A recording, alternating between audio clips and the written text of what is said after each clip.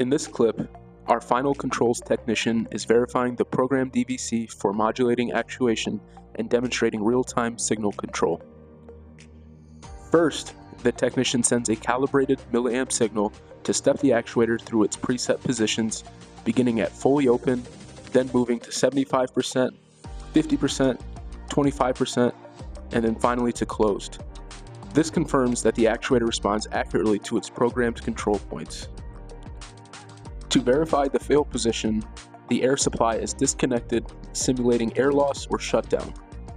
As expected, the valve returns to its designated fail position, fail open.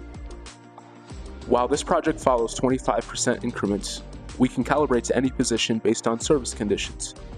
Using the multimeter, we manually adjust the milliamp signal to demonstrate real-time modulation. As the signal decreases, the valve opens further, providing precise control over airflow. This allows for fully customizable preset positions as well as integration with self-diagnostic systems for automated actuation.